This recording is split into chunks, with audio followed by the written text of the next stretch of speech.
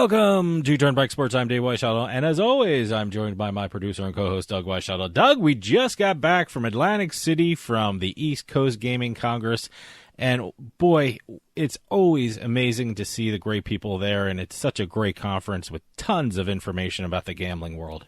It's also nice to see it back after a hiatus because of COVID. Yeah, absolutely. It's great. Like I said, it was great to see everyone again, great to actually physically being in their presence again, not through a Zoom meeting at all or anything like that. And we should thank Cooper Levinson, Lloyd Levinson's law firm, also Spectrum Gaming for having both Turnpike and House as media sponsors for the event. It's always a great time there, and it's such great information that you receive from the ECGC, like everyone calls it. And it was nice to be able to meet face-to-face with people again. Like I said, it was great to be in the same room with them, not a Zoom meeting or anything like that. No, and again, great panels, great discussions. Esports, they did Casino Floor of the Future, like they always do for that. That's one of my favorite topics, Casino Floors of the Future. And they also had one interesting thing about bars and restaurants potentially having sports betting kiosks and accepting sports bet. What was the title of that? You went to that one. It was a long title. Barcinos, restaurant-cinos, yeah. or stadium-cinos. Basically, it was looking at where you're going to be putting a casino or a sports book in the future. And they were talking. Part of the panel was the CEO of Chickies and Pete's. We had Seth Shore from Betterview and Fifth Street Gaming. Wayne Kimmel from 76 Capital. Very interesting, yeah. They presented some really good pictures of where they see the sports betting space going, not only for their companies, but for the entire industry as well. By the way, that was the first time I ever heard the term Barcino. It's a cool term. I love it. I didn't know what it was when I saw it on the panel out there. So, no, it was very interesting. And we're looking forward to next year. Absolutely. Well, we got a great show for you coming up. We got a Beatin The House segment. We got our Week 8 picks. I can't believe it's Week 8 already. And then I'm going to be talking with Dean Sisun from Profit Betting Exchange. We're going to find out what a betting exchange is, how they differ from traditional sports books, and all about Profit, which is a great site. Today's trip down the Turnpike is brought to you by Drizzly, your online liquor store. Available in over 95 cities across North America, Drizzly offers a huge selection and competitive pricing with a side of personalized content.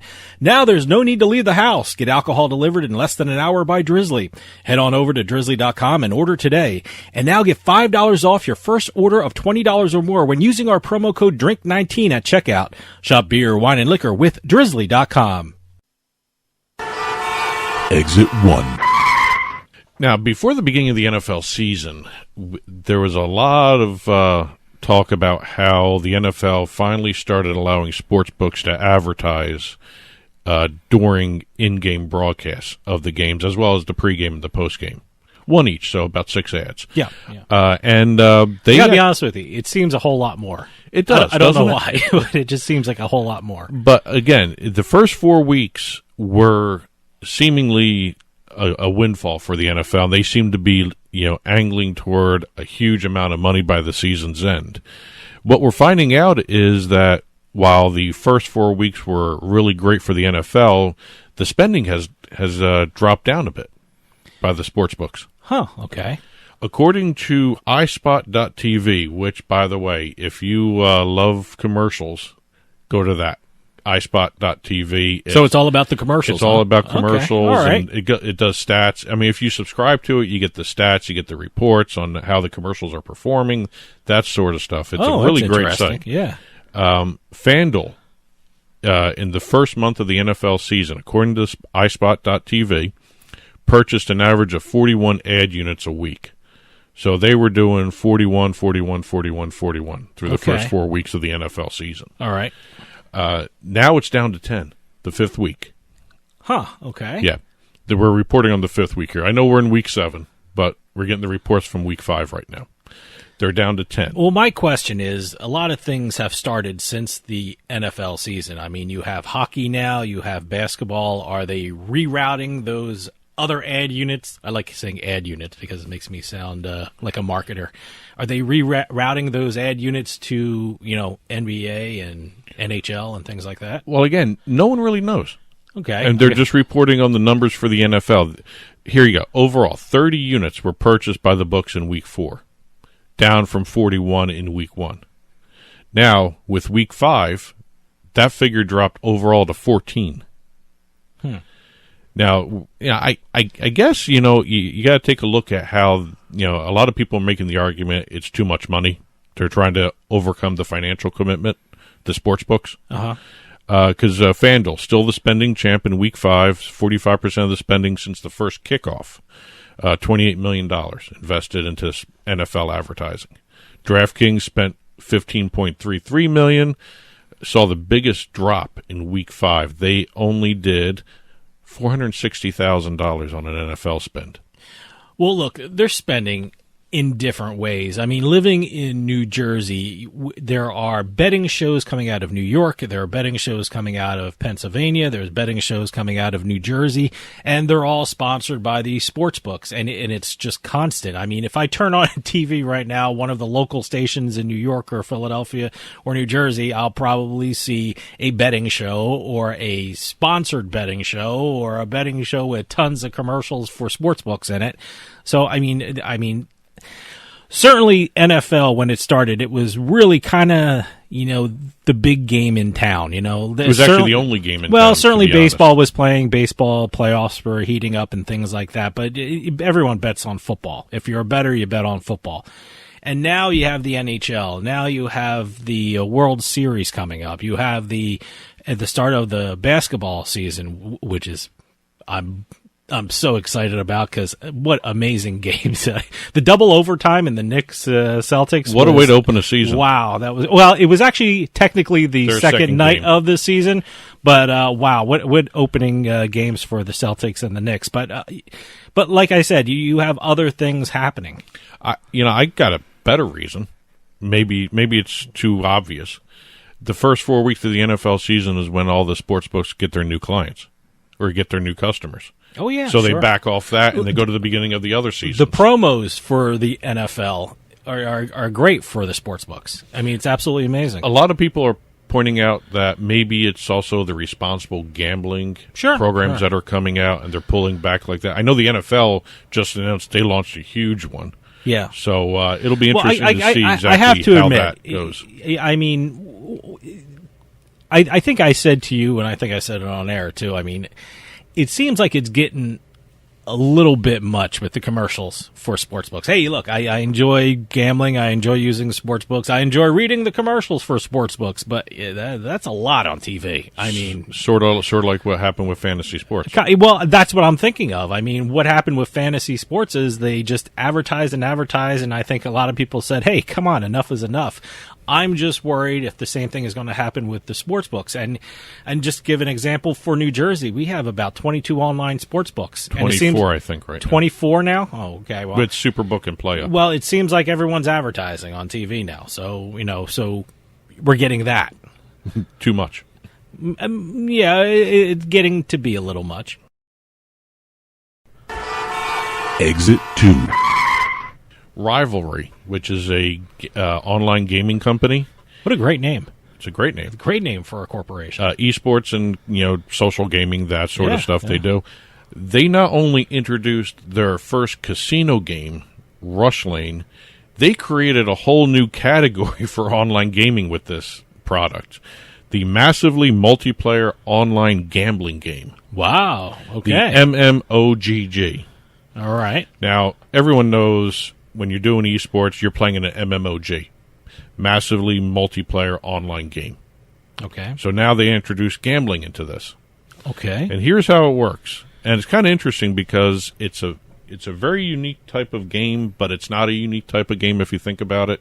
This should have been like a no-brainer years ago for esports. Rivalry in-house game developed. It's a 3D graphically designed game built on the Unity game engine, which is basically used for a PC gaming. Okay, that's where it functions smoothly. All right. The game is streamed live on their website, Rivalry.com, to customers in any country who can play anywhere at the same time on any device, phone, tablet, PC. Okay. Here's how it works. Players join the game through the website. They're dropped into a room with at least, at most, 25 players. So they put a cap on it. 25 people can only play this game at one time. Okay. But they have multiple rooms. Oh, sure. I would guess you could so. play otherwhere. They can watch other games being played on the Rivalry website. They can chat with each other in the room. When they are ready to play the game themselves, they pay an entrance fee, or an entrance stake, as they call it, Okay. which is put into the prize pool. When they have enough number of players ready to do a game, they haven't said exactly what the minimum number was required to start a game. They get an avatar, and they get dropped into the gameplay system. And all the players begin to play. They race. They go through a sci-fi city that's automatically generated. Each game is different. They have a different city that they race through and fight with each other. And they have to deal with traps throughout this city. They have to deal with other things. They have to deal with other players. They get, basically it's like a typical online game, except you're playing for the prize pool. Does it fall under the gambling laws? I mean, like I said, if I'm in a state that doesn't allow gambling, can I play this, or is that still up in the air yet? Well, you got to realize what they're doing is they're playing a stake for a prize. It's more like, is it a sweepstakes kind of law kind of thing? Is that what we're talking about? It's more like a subscription kind of thing. All if right, you think about it, there's no money in, money out for an individual action, which is basically the definition of betting in a lot of states in the United States. So money in, money out is gambling. If you play a entrance fee, you could play in almost, and that's technically a prize, right? So okay, all right. Yeah. When you said 3D, I was thinking, oh, God, I have to wear those goggles to do this thing? No, it's not virtual reality. Okay, they're two different right. things. Okay, two different so 3D things. is the basically there's thing. some depth in the screen when you're looking at it. So anyone can play this as long as you have a computer, a cell phone, a tablet, anything, right? And you join Rivalry.com. Oh, okay, all right. So it's going to be kind of interesting to see how this new category of gaming evolves, because there's a lot of places out there developing the esports betting sites. I know Pinnacle Sports, they just introduced an esports betting hub where they're actually creating a standalone product for esports that's not part of the overall sportsbook platform that they run and sell to customers. Okay. So it'll be kind of interesting to see exactly where they take this new category of massively multiplayer online gambling games. I personally, that's kind of a mouthful to say, but you know what? It's a new category. Congratulations to Rivalry. Huh. Exit 3. We're going on a cruise. All right. Not really, but we're going to be talking about what goes on a cruise. And I've this never one, cruised, so I don't know. We now have real-time sports betting happening on Princess Cruises' Majestic Princess. It's shocking. I thought they had this before. They had it in development before. They just launched okay. it. They just actually placed their first bet on the cruise ship. Did they have the ceremonial first bet? Who'd they have? They have some sports figure or just some random cruiser? Mark Wilson, Vice President of Product Strategy for Cruise and Tour for Arevia, placed the ceremonial first bet at sea. Ocean Sportsbook, and we talked about this before, but we're going to go through it again, because they just actually physically launched this now. Ocean Sportsbook is part of the Princess Medallion Class experience. The Medallion Class experience features high-speed internet powered by a specific internet platform that is specifically for the Princess Cruise Lines. It's high-speed. I was looking at this Princess Medallion Class experience app. It allows touchless payment purchases. You can get into your room just by waving the app on your door. Right. And it now has the Ocean Casino and the Ocean Sportsbook. You actually have a full online casino on your app on the cruise. You don't even have to go to the casino on the cruise. You just sit in your room if you want to. So let's stick with the sports book. This is an actual retail sports book. I'm assuming they also have kiosks as well. Yes. And if you don't want to go up to the window, it's a sports book app. You can bet on your phone. There are kiosks. There's no tellers.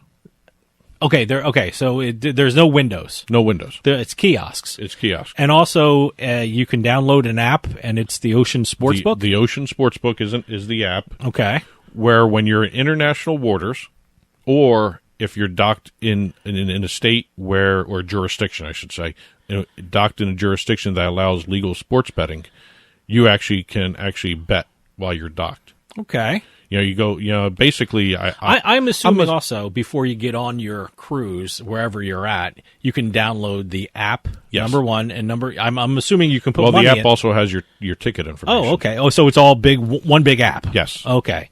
And I guess you can transfer some money into your Sportsbook account there? Yes. Okay. You can do all that there. All right. What's interesting, I like this feature where it doesn't just function while you're on the cruise. You can actually place a futures bet while you're cruising. Mm-hmm. Say like at the beginning of the NBA season. And you're out in international waters. You bet on the Sixers at the beginning of the NBA season to win the championship down the road. Okay. You're not on a cruise back at that point. Maybe you are, I don't know. But, some people bet on the cruise. If you're not on a cruise at the time the Sixers win the NBA championship, by the way, I don't know if they will, but I don't think so. But, you can actually still collect on that bet while you're on land. You can still collect those bets. Well, I'm assuming they'd put it into your online wallet. Yes, everyone's calling. Okay, but this is all part of the, like I said, the Ocean Casino app, where it's developed by Myomni. Now they were involved with Delaware North down in West Virginia. They had the Betley app with them, so they are sportsbook developers, software developers. They work with Princess Cruises to develop the Ocean Sportsbook, and the Ocean Casino also is a fully functioning online casino as well. They've got blackjack, slots, poker, roulette, bingo, keno, and lottery. Okay. So this is a fully functioning online casino on a cruise that has a physical casino. Now let me ask you something. You said this works when they dock with places that have allowed gambling. You're going to ask if they get off the ship. Yeah. I don't think so. Okay.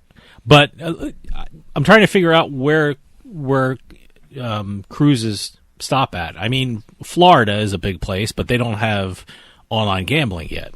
No. But if they dock in Florida, once say like Massachusetts, let's go with that. Yeah, because we know they have the Black Falcon. At the present time, they don't even have poker. They have the Black Falcon terminal. Yes, that's where a lot of the Princess Cruise ships dock in the Northeast. Which, by the way, Black Falcon terminal is such a great word to hear when someone with a Boston accent says it. Oh yeah, I'm not going to say it now. The way it doesn't sound like the bird. I'll tell you that. Yeah, well, it does sound like the bird, yeah, but no. If Massachusetts ever gets off their duff and passes online sports betting, if you were on a Princess Cruise at that future moment in time that docked in Boston, you'd actually be able to be on the ship and use the app and bet. But at the present time, since Massachusetts has nothing, you can't do it. I'm just doing a future case. Okay. The New Jersey Port Authority, if cruise ships docks there, wherever there's a legal jurisdiction for betting, okay, you can actually use this app on the ship. Okay, but you have to be on the ship. Yes. All right. Exit 4. And last but not least, we have a trademark exit. I haven't done trademarks in a while. Yeah, no, it's been a while. I'm a trademark attorney. I should be talking about these all the time till I'm blue in the face. But we've got a little Fanatics discussion to talk about here. Fanatics, the clothing company. The clothing company, soon-to-be gaming company. Okay. Now, if you recall, Fanatics was part of one of the super bids for New York. Yes. For mobile sports betting, yes, online gaming, sports betting, whatever you want to call it. They have now, on October 14th, this is very recent because we're taping this about a week after that, maybe a little bit more than that. They have filed 3 trademarks with the Patent and Trademark Office for Fanatics, Fanatics Casino, and Fanatics Sportsbook. I always like hearing about trademarks because it gives you a sneak peek in what the company have plans for. Because when you file a trademark, you have to kind of say what you're going to use the trademark for. Right. So, when you read these federal documents that they submit, and I was like, oh, wow, they actually are thinking of that. Well, some companies also place that thinking, we'll do that down the road kind of thing. But, well, just so everyone understands what happens when you do file a trademark, not only do you have to have the mark itself, whether it's a word or a logo or an image or whatever you're using as your brand, you also have to file the classes that it's going to be used in. Yeah. And there are multiple classes. There's about 41 different international classes that the trademark office recognizes, and you have to have your trademark fit into one or multiple of those classes. And you have to pay fees for each class you file. Listen to some of these services that they filed these marks for. I can't believe you're not doing a commercial for yourself. By the way, Doug's a trademark attorney. Oh, I said I was a trademark attorney. And you do it all the time. You actually have some filing today to do for yes, the I trademark do. As a matter of fact, office. I got a couple clients I need to do some stuff for after I tape this. Yes. But anyway, listen to some of the services they filed for. This should actually give an indication of what they're planning. By the way, they have, as their current CEO for the gaming side, the former FanDuel CEO, Matt King. Yep. Downloadable mobile application for betting and gaming. An app. Yep. Providing casino facilities. So at some point, they're either going to be talking about a retail sportsbook or something along those lines, or a retail casino, or some kind of branding that they're going to be doing. That's going to be that's what we're physical. Yes, that's what we're gathering from reading what they filed, what they hope to use the mark for, or what they plan to use the mark for. Because a casino facility is a physical property. It's a retail thing. Yeah. Yeah. Conducting and providing facilities for betting, gambling, and gaming. Reinforces what we just talked Retail. about. Providing a website featuring news and information in the field of sports and sports betting. Okay. So they're going to have a news section. A blog. Yes. That's a blog. Conducting and providing facilities for sports betting. Again, that was another. They keep repeating that one. Entertainment in the nature of ongoing Internet Protocol television programming in the field of sports. Basically, they're going to have an online show. Streaming. Yeah. Yeah. Entertainment services, namely a continuing program about sports accessible by television, satellite, and computer networks. They're going to be buying time on a television station to actually do a show. Well, that's what we're gathering. We're not saying that they're definitely doing this. I'm but just reading into just from reading the the tea filing, leaves here. just the filing. Entertainment in the nature of television sports news shows. Okay. Entertainment services in the nature of fantasy sports leagues. Okay, good. So I don't know why they didn't do Fanatics Fantasy as a trademark. That may be something down the road where, maybe there's some kind of connection going on where they're going to acquire a fantasy sports outfit. Who knows? Maybe. But that's an interesting point. Why didn't they do Fanatics Fantasy? I think they're going to acquire somebody. Oh. That's the easiest thing to do. That's your best guess. That's right? my best guess. We don't know anything. No. We're just trying to figure out from what they're filing. Providing a website that provides information regarding sports league player performance and statistics. Okay. That's prop betting. That's fantasy sports. Organizing, conducting, and operating fantasy sports tournaments. Okay. Providing news and information in the field of sports. Entertainment services, namely providing podcasts in the field of sports. There you go. They are doing everything. Yeah. Basically. They're covering all their bases. Should be let me tell you something. It should be a great website. It's going to be a very interesting vertical they're creating. This could be a self-contained. I love everything. what they're doing. I love what they have planned. That's I love all where you their can say. head's at. I love There you where go. their head's at. And today's Trip Down the Turnpike was brought to you by Drizzly, your online liquor store. Available in over 95 cities across North America, Drizzly offers a huge selection and competitive pricing with a side of personalized content.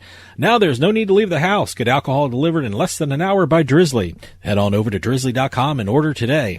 And now get $5 off your first order of $20 or more when using our promo code DRINK19 at checkout. Shop beer, wine, and liquor with drizzly.com.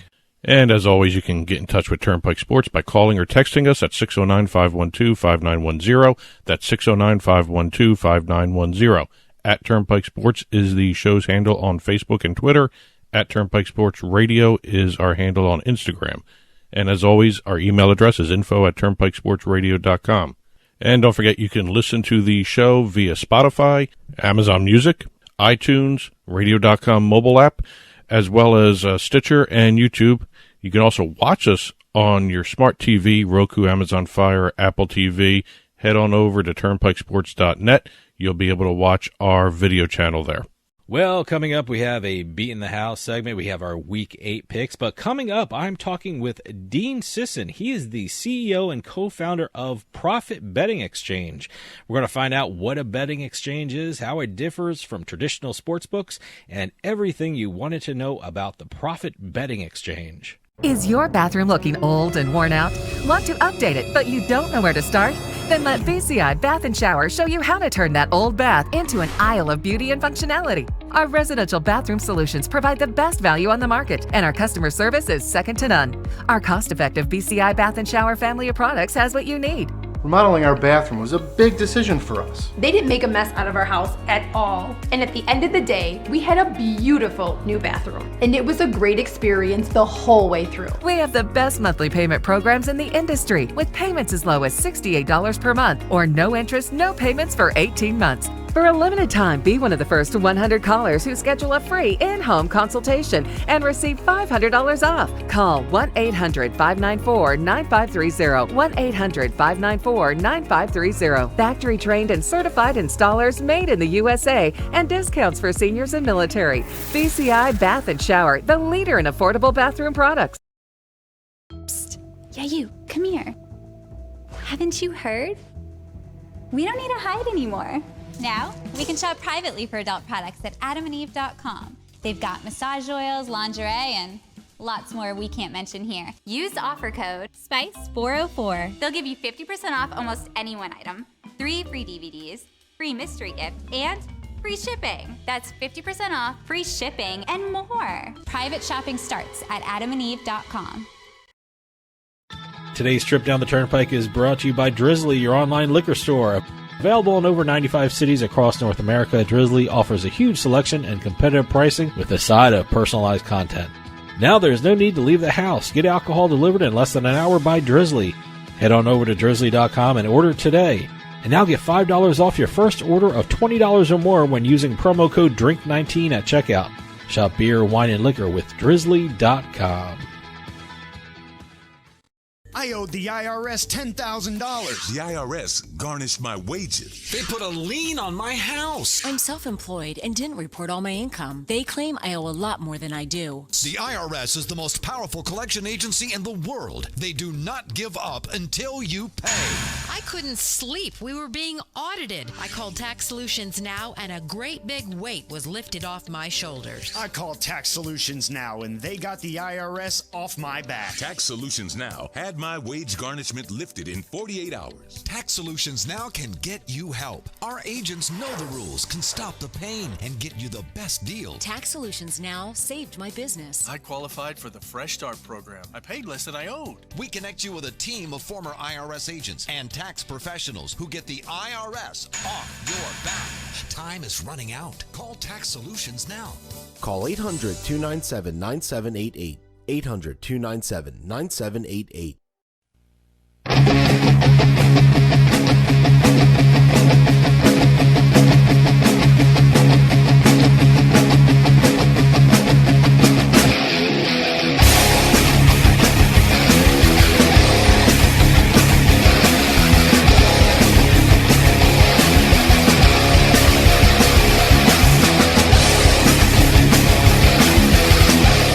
Welcome back to Turnpike Sports. I'm excited to talk to our next guest because he is bringing something new and exciting to the sports betting industry.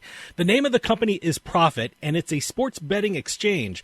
We're going to find out what that is and all about Profit when we talk to the CEO and co-founder, Dean Sisun, who's on the line with us right now. Dean, thanks for joining us. Thanks for having me, and more importantly, thank you for pronouncing my last name correctly. I don't think anyone really gets that right, so we're off to a hot start here. Well, let me tell you something. With a name like Weischadle, I'm very sensitive to getting names right. So, but again, thanks for joining us, and I thank you for doing Profit because I think it's such a great idea. I think it's one of the most innovative concepts in the sports betting industry. How did the company come into being? Yeah, thanks for the kind words. So this has been floating in my head for 4.5 years now. Shortly after I graduated, buddy of mine from university, who's now my co-founder, we started chatting while we were at our desk jobs that there should be a peer-to-peer betting exchange in the United States.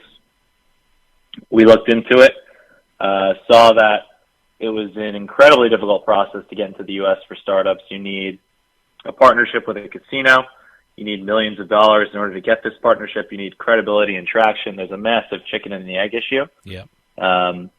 So what we decided to do was look to the UK, get licensed out there, prove out a concept, and then bring it back over here. So learned a lot about betting exchanges out there, brought it back here, saw there was a clear need in the market for it, and we're nearly there. We're going to be live in Jersey in December. Oh, that sounds great. I'm always curious how people get into the business of sports betting. Were you interested in sports betting before you came up with the idea of Profit, or did you come across it once and you were talking to a friend and this just light bulbs went on? I mean, how did you get involved in the sports betting business? No, I'm a huge sports bettor, and I think it's important that our strategy around Profit has been to strictly hire people who are super passionate about sports betting, who understand the sports bettor. It's really important to build your platform, build your user experience, because it's all about the consumer, right? But I initially got into sports betting in high school. My dad entered me into his office pool, a spread pick'em pool. Long story short, I won 3 weeks in a row. I got kicked out. I got super lucky. I didn't really know what I was doing. They threw me out because they didn't want some 16-year-old kid winning every week. And then I got the itch for it, and ever since then, I've just been a massive sports bettor. And then around my senior year of college, I started exploring this and started getting a lot smarter in regards to sports betting, and then ultimately came up with Profit, and here we are. Now, Profit is a sports betting exchange. What exactly is a sports betting exchange, and how does it differ from a traditional sports book? Yeah, so simply put, you're trading against peers, so it's all peer-to-peer. Every transaction is facilitated in that regard, so there is no house. So if I were to flip a coin against you, and you have heads and I have tails, we shake hands, we both throw $100 down. The winner nets $100, right? Mm-hmm. I'm risking $100 to net 100. At a sports book on a 50-50 outcome, we typically see minus 110. You're risking at the best price, you're risking $110 to win 100. Now on an exchange, what's done is those coin flip bets between me and you, they are all aggregated into common prices. So if someone wants to bet on the Giants at even odds, and someone else wants to bet on the Jets at even odds, let's say someone wants to put $1,000 on one side and $1,000 on another, those people are anonymously matched. So the idea of an exchange is because you're facilitating peer-to-peer transactions, you're getting better prices across the board, and there's no central dictating authority that tells you how much you can or can't bet. So you can put down as much money as you want. This is particularly advantageous for sharp bettors or above average bettors that get limited on sportsbooks. They can get down as much as they'd like. So it's better prices across the board, more liquidity, and no limits. Now, sportsbooks need to get a license to operate in a state. I mean, is it the same procedure for a betting exchange? And is it more challenging if you have to get a license as a sports betting exchange? Because I would imagine in some states, regulators may not be too familiar with sports betting exchanges. Do you have to educate them on what a sports betting exchange is before they really understand the concept? That's correct. It is the same license that we ultimately receive from the state, but there are a lot more moving pieces before we get fully regulated. So, for example, because our wallet functions a little differently than a sports book, I'll give you an example. Let's go with that Giants-Jets. If I have $1,000 on the Giants at even odds, if I'm on a sports book or an exchange, $1,000 I deposit into my wallet. I take that $1,000, I put it on the outcome. Simple enough. Now there's $0 in my wallet, right? Yeah. If I were to place $1,000 on the Jets at even odds on a sports book, I have to deposit $1,000 more. I place it on the Jets. I have $2,000 out there. However, no matter what happens, I'm going to net $0, right? Because I have the same amount of money at the same odds on opposite sides of each outcome. On an exchange, what you can do is place $1,000 on the Jets without actually having to lay any more money out. In fact, when you put $1,000 on the Jets in this scenario, $1,000 actually goes back into your wallet because you have initially deposited $1,000. Your worst case scenario is $0, no matter what happens. I have $1,000 in the Giants at even. I have $1,000 in the Jets at even. I'm going to net $0. So that money goes back into your wallet as like additional velocity for you to use. So as you can imagine, because that wallet functionality is so mechanically different than a sportsbook, our reporting measures are a lot different to the state. Mm-hmm. So we report on handle, we report on revenue, we report on every transaction log that goes in and out of a user's wallet. It's just materially very different. So that's been a challenge with regulatory bodies to get over.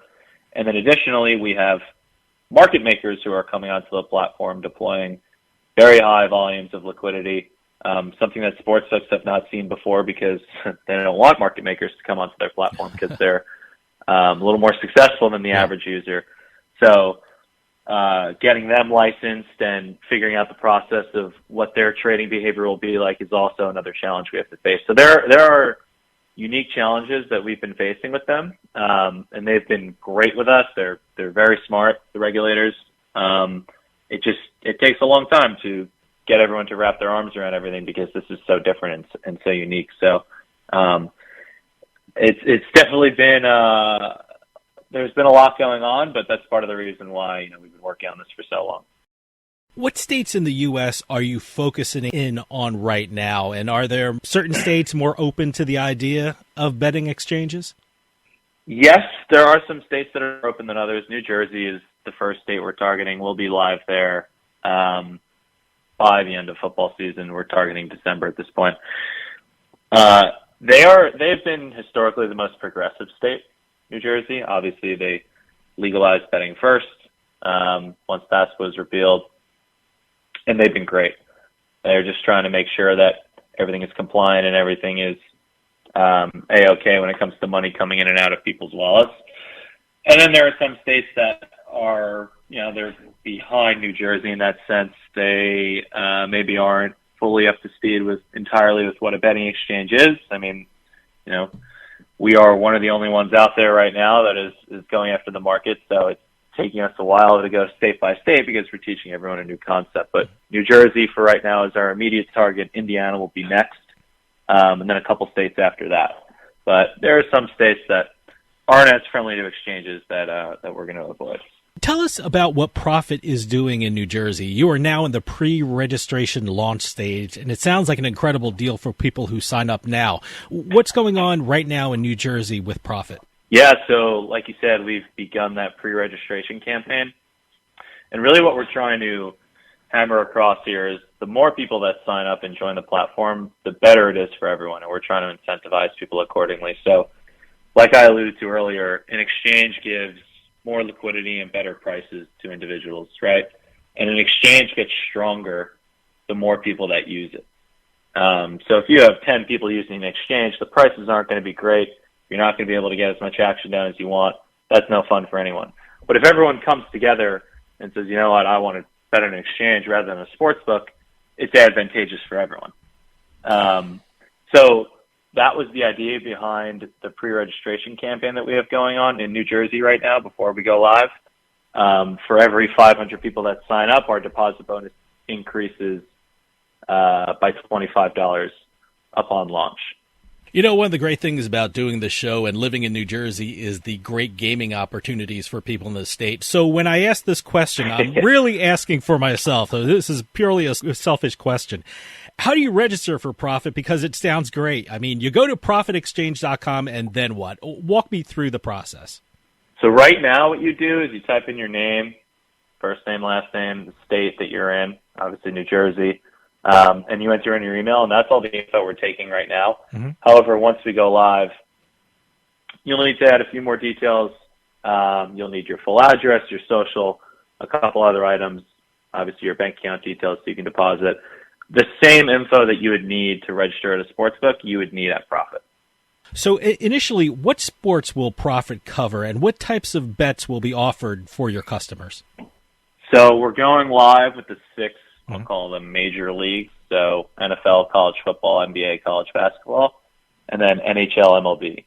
And what we are doing initially is focusing our liquidity. We are really focused, not to use that word twice in the same sense, but on making liquidity extremely important to us. So if we have too many markets for individuals to bet on, people might be betting on, LeBron James is over assists in the first quarter, and that's just naturally a harder market to liquidate than the Lakers -3.5.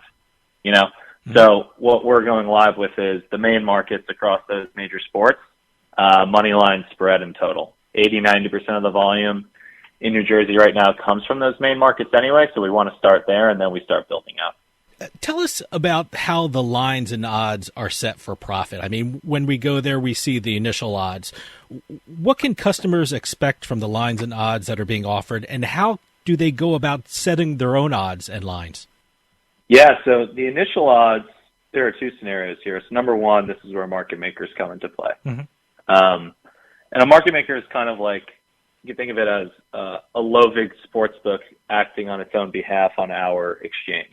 So the reason they can give better prices, simply put, is they don't have to put any of the marketing expenses that sportsbooks have to do in order to get users. They just come on our platform and they start offering prices. So you'll see something like -103 or -105 on each side of a 50-50 money line outcome. Let's use that as an example. Okay.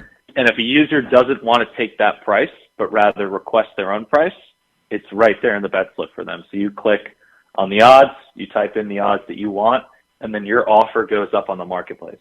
And it's either taken by one of these market makers or it's taken by another patron who's using the platform. Now, one of the most exciting news coming from Profit is your deal with Caesars Entertainment. Can you tell us something about that deal, and what does it mean for your customers?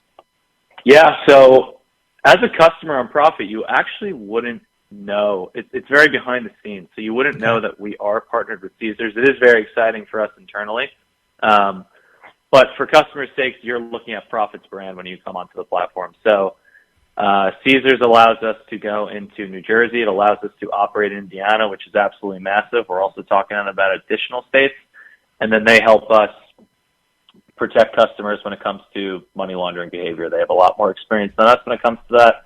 So in those areas, they've been great, and that's where we're seeking their help, and that's how it's advantageous to us and to customers. But if you're a customer using Profit, you wouldn't see Caesars brand anywhere. You wouldn't really know that they are helping us out or them out. But needless to say, it's advantageous for us and for them. Now, how many states do you figure Profit could be in the coming year? And I also know that Canada just allowed single event sports betting. Do you see Profit in Canada as well in the future? 1,000%. I think Ontario is arguably the best market to go into. So we have our sights set on that, but in terms of other states, we've been looking at Iowa, we've been looking at Colorado. We have our sights set on Ohio when that goes live, talking to a couple market access partners out there. So those are the immediate targets we have. It really varies based on what the latest legislation is and what it looks like or what's upcoming in certain states. So, I'm making up an example. This will never happen, but tomorrow California can come out and say, hey, we're doing the New Jersey model for sports betting, and we're looking to implement this tomorrow. And then all of a sudden we would drop everything we have and try to go into California, right? Yeah. But this is what we have our sights set on now. Ontario, like I said, extremely attractive, 15 million people there, open market, very cheap to enter, very advantageous for price-sensitive bettors, and then also looking at Iowa, Colorado, Ohio. Now, every week you hear about media deals in the sports betting industry. I mean, is that something Profit is looking into, doing something in the media or doing a deal with a media company? Yes and no. I think you'll see some news come out fairly soon that'll be very exciting and involves the media, but not a media company directly.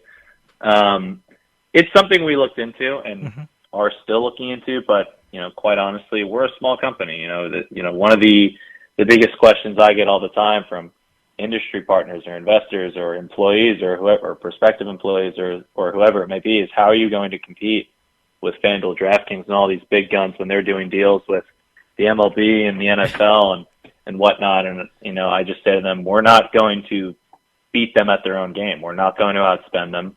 We're not going to be plastered all over TV. We're not going to be plastered across stadiums to start. We're going to play our own game. We're going to beat them on price, and we're going to beat them on liquidity, and that's what we're going to do. And it doesn't involve getting media partnerships lined up. That's not our game. Once we're big enough and we have a big enough name for ourselves, and one day hopefully we're worth billions of dollars, then that'll be fun getting a lot of media partners. But right now, it's realistically just not in the cards. Well, you actually predicted my next question, because a couple years ago, if you told me sportsbooks would be making deals with professional leagues and colleges and universities, I would have thought you were crazy. But they're doing it, and it's incredible. I mean, in the future, do you see Profit maybe getting involved with one of the major leagues or colleges or universities or something like that? And do you need to get involved in the professional leagues and colleges to be successful? Do you think you can take another path to success other than like a FanDuel or a DraftKings? I do see us getting involved. Really all it takes is one partner, one team, one league to say, this is the future of gambling. This is more fair for the consumers. This is kind of a no-brainer. This does exist in other countries in the world, and it took them a while to get their feet set. But eventually they started forming partnerships with teams because they realized this is the future. This is the key to more fair gambling. People save a lot of money or win more money using our platform. So all it takes is one. How quickly it'll happen, it's so tough to predict. I don't know. Could happen in 6-12 months. It could happen in 2-3 years. That's how I envision it. I'm gonna, for the time being, sit and let it come to us. Not going to force the issue here. Let us get our feet set. Let us get a nice, solid marketplace going, and then we can reassess. So for right now, that's our focus. That's what I think. Now, you're in New Jersey, I'm in New Jersey, and we both know New Jersey has a lot of online sports books, and a lot of them offer the same thing. Believe me, I read their commercials every week, and I'm sort of reading the same thing over and over again. Do you think the uniqueness of Profit will make you stand out in a crowded market like New Jersey? 100%. I really wholeheartedly do. New Jersey, like you said, there's 20 some odd sports books. I think the number's 22 in New Jersey right now, and they all offer the same thing. Yep. There's no differentiation. There's three pillars to compete in sports betting, and the first one is product, the second one is promotion, and then the third one is price. When you initially sign up for a sports book, you get that first promotion offer. $1,000 risk-free, $500 risk-free. There are deposit matches. There are all sorts of interesting calculations, expected value calculations you can get to, which actually determine what the best value is for you there. I won't go on a tangent on that, but that's one element to a sportsbook. That's one element that gets people in the door. The other element is the product, right? How sticky is it? How high quality is my user experience? Is one user experience substantially better than the other? If not, what's going to attract me to this sportsbook one day versus another? I think the average New Jersey user has 3 sportsbook accounts for a reason. They're price shopping. Yeah. And finally, it's price, and that's where known is competing. People do odds boosts. You see, FanDuel do a handful of odds boosts a day. Caesars does a ton of odds boosts a day. If you actually calculate the fair value on each odds boost on Caesars, you'll learn that a lot of them aren't actually properly priced. So, it's kind of a bit of a fallacy. WinBet, same thing. All these books, just that's their method on competing on price, because they can't physically operate a low big sports book. It'll never work. There's been a graveyard of those types of companies. So there needs to be an exchange that comes in and competes on price, and it's why I think that an exchange does fit into this market. It's the same thing across the world with Betfair, who owns FanDuel. They are the biggest exchange in the world. They're in the UK, and they sit side by side with all these sportsbooks for the people who are more price sensitive. It's kind of a no-brainer if you want to get a better price on straight bets. If you're looking to take a teaser or a parlay or a round robin or whatever it may be, then a sportsbook is your best bet. But if you're trying to place a straight bet, the exchange fits right into the market. And that's where we see ourselves. Another great thing about Profit is your website, profitexchange.com. It's packed with information about Profit. What can people expect to see when they go to profitexchange.com? Today? Yeah. What can they expect to see, or once we go live? Well, today and once you go live. I went to profitexchange.com, and it was a lot of information. It answered a lot of questions. It was so great. It gave you a good idea of what Profit is. Where do you take that website, and where can we expect to see in the future about that website? Yeah, so today our whole point of emphasis has been on consumer education, and will continue throughout launch. An exchange is only as successful as our users take it, right? Mm-hmm. So back to what I was saying earlier, an exchange gets more powerful with the more users that come on. And the more users that come on, the tighter prices get, the more liquidity that's out there. You know, we're creating this free-flowing user experience betting platform that people have never seen before. So the key to it, if you distill it all the way down to its simplest form, is people understanding the exchange. And that's not the knock on people's level of betting intelligence, but rather this is a brand new product in a nascent industry. Like it's a tall order to ask people to just come on day one and understand what's going on. So part of this pre-reg campaign that we've set up is to assist people to understand with what's going on in the exchange. We encourage anyone out there to reach out to us, whether it be on Twitter or our contact email or whatever it may be, to ask questions about the exchange. We've been trying to do a lot on Twitter just to show what our user interface is going to look like, what the experience is going to look like, because it will functionally be a different experience, but it's all for the best intention of the user. And when we go live, same thing. Everything will be focused on consumer education. Granted, we'll be live, and we'll be handling people's money, and it won't be just, here, read this, and let me know what you think. It'll be, when you're using this product, where are you getting confused? What would you like to see differently? Those will be the points of focus once we're live. But right now, it's please read our information. Let us know what you think. Mm-hmm. Can we answer any questions for you right now? Everything is focused on consumer education. Give us a snapshot of the coming year. When do you expect to go live, and what can people expect in the coming months from Profit? I expect December. I won't sign anything that says we'll be live in December, though, because the biggest variable is when we get approved by the DG, which could take more time than I anticipate. So that's when we're looking at New Jersey. Indiana will be shortly after that.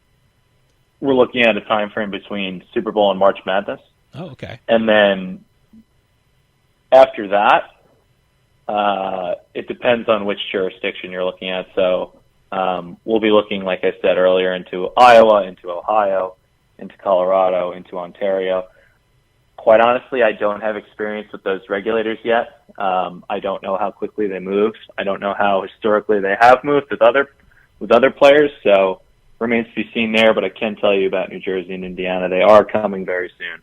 Dean, we're running out of time, but can you give out your website again so people can check out Profit and register, like I'm probably going to do pretty soon? Because it sounds great. That. So the URL is Profit, Prophet, exchange.com. You can follow us on Twitter and Instagram. It's at Profit Exchange, where we're putting out constantly little UI snippets, education bits, the interface. The website is loaded with that sort of content as well. So, and again, we're encouraging guys to DM us on Twitter, reach out over email, let us know what you think. We're happy to answer anything. Dean Sisun, CEO and co-founder of Profit, thank you for coming on and telling us about Profit and for bringing something unique and exciting to the sports betting industry. Please come back on and keep us updated on Profit. And thank you for spending some time with us. I'd love to. That was fun. Thanks for having me. Stick around. We'll be right back with more Turnpike Sports.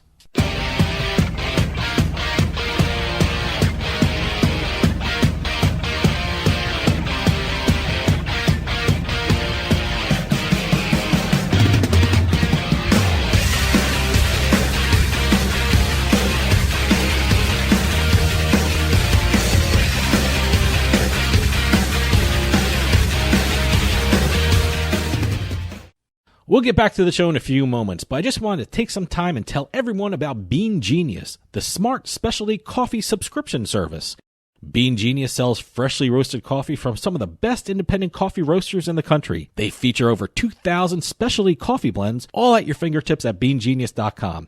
Here's how it works. Head on over to beangenius.com and take their palate profiler test to find out what coffee best fits your taste. Then select from a variety of subscription plans. Every subscription comes with free shipping, and delivery can even be scheduled for once or twice each month. And based upon your review of each coffee blend you try, Bean Genius actually learns your individual taste preferences and then suggests future coffee blends for you. And now you can get 10% off your Bean Genius subscription when you use our promo code PIKE at checkout. Bean Genius offers a variety of subscription plans to suit any coffee lover's needs. Subscribe with Bean Genius today and start enjoying some of the best tasting coffee around. And save 10% off your coffee plan with promo code PIKE.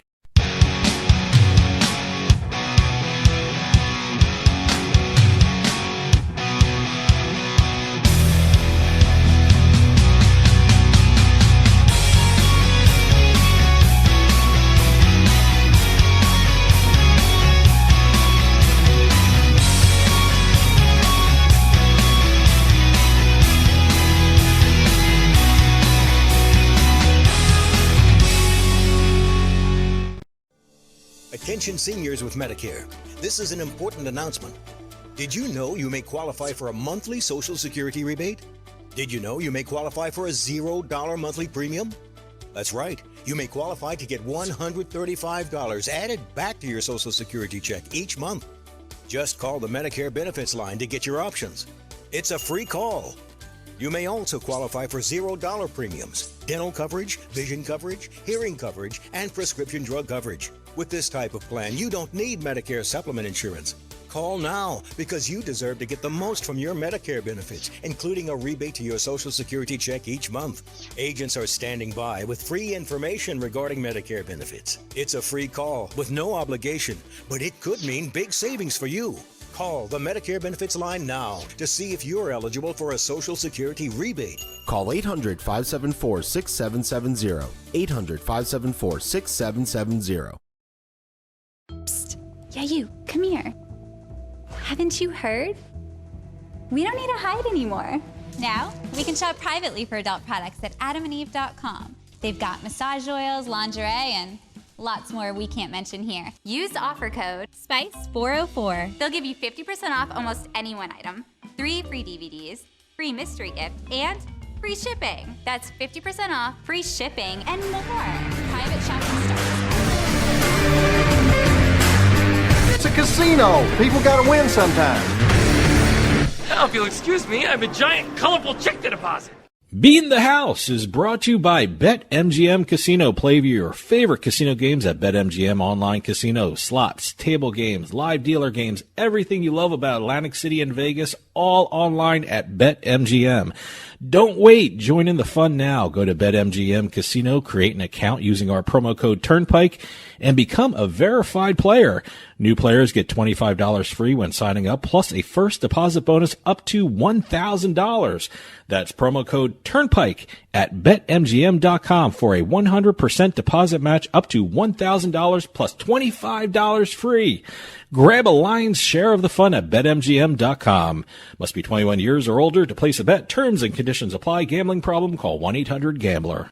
And welcome to this week's Beatin the House segment, where we talk about the casino wins, the slot machine wins, the online slot machines, basically anything you win with regards to a casino, lottery, sports betting.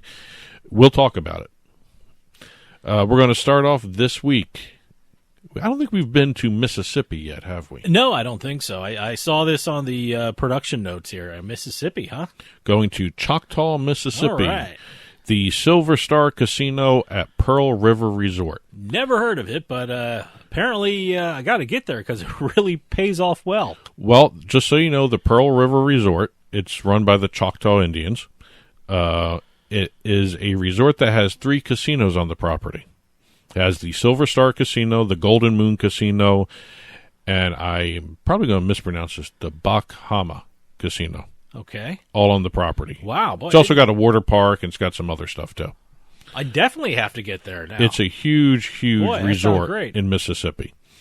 Well, we're going to go to the Silver Star Casino, where an Alabama man won $1.163 million playing the Wheel of Fortune 4D slot machine at the Silver Star Casino. Now, I've heard of the Wheel of Fortune slot machines, but there are so many different versions of it. The 4D slot machine, what the hell is that? And what is 4D anyway? I mean, are you sitting in a virtual reality kind of thing? What's going on? This is 4D? a cabinet game released right. by IGT. It's the latest version of the Wheel of Fortune game. It sounds like it has to be huge. Just it's in a cabinet. size. It's a cabinet. It's a cabinet. Okay. It's actually a cabinet with a huge screen on top of it. Well, it'd have to be 4D. And all the games are linked to that big screen. Okay.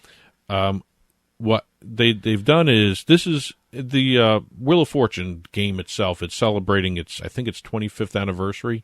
As a matter of fact, this game was introduced at G2E. It's usually one of the first machines you see when walking onto a gambling floor. It's usually not this game. one. Not a lot of places have this game. A Wheel yet. of Fortune machine. There is always a Wheel of Fortune the Wheel in of a Fortune casino. brand is very prevalent on gaming floors. Well, Wheel of Fortune 4D is the latest in the slot franchise. Boy, I think it's like the 60th iteration of the game or something between online and retail. It's so popular. Everyone loves the Wheel of Fortune games. It has a linked video screen on the top of the cabinet, which means the big cabinet, then you have a screen across the top of it. And also, you can use hand gestures to play the game. It's touchless. Whoa. How does that work? You actually wave your hand, and it spins the wheels. So you have to be very careful of where you place your hands or the movements you make with your hands. Well, right? I think once the wheels start spinning, that's it. Okay. So you can. It doesn't read every hand gesture in the world. Right? There are certain hand gestures to make the reel spin on this game. What happens if you lose and you make a certain hand gesture? Will it say something back to you? I don't know, but that's a good question. Because I made hand gestures at certain slot machines before. And this is the interesting part. Getting 3 Wheel of Fortune symbols triggers the Wheel of Fortune bonus, and this is where the big link screen up top comes into play. This is how the Alabama guy won. Yes. Right? Okay. He got the Wheel of Fortune bonus. What happens is Vanna White appears on the big screen on top of the cabinet, congratulates you for getting to the bonus, and then she invites you to spin the wheel, and it appears. And I took a look at the YouTube presentation video that IGT put out for this. You actually play on your machine, and you spin the wheel by doing the spinning gesture with your hand, and on the big screen above it, the wheel spins too. So the other players playing alongside you get to watch it as well. Oh, okay. So it's kind of interesting. It's almost kind of a community kind of game. Almost. Okay. All right. It's way they had it set up in the demonstration was a 3-person cabinet set. All right. They're all next to each other. You know how some of the cabinets are round in a circle? Yeah. You can't do this with that. Okay. You actually have to have 3 in a bank. All right. Kind of thing. So you can actually watch the bonus game as it goes on. So the other 2 players that were with this person saw her win the 1.1 man. I'm sorry. Saw him win $1.163 million. Wow. Good for him. And Boy. It's always nice to see a new game. Yeah, with the press this is getting, I mean, it's going to be a very popular game. So. Well, we're going from brick and mortar to online. All right. And this is actually the first time we're going to be talking about the live online casinos. Oh, there's one in Maryland. There's one in Philadelphia. Well, that's the brick and mortar. Okay. They have the live online casino. Where it's legalized gaming, they have a real money casino online. Okay. Called live online. So if this is online, it means it's in Pennsylvania? It's in Pennsylvania. Okay, the online casino was in Pennsylvania. The one we're going to be talking about is in Pennsylvania. And Michelle Iannella from Pittman, New Jersey. They actually released the person's name. Wow, congratulations. This is kind of interesting because it's not just one slot win. It's multiple slot wins in a single day, winning $500,000. So this wasn't a spin of a slot machine. This was the whole day worth of spinning a slot machine. Let me put it this way. This woman had an incredibly great day playing online casino games.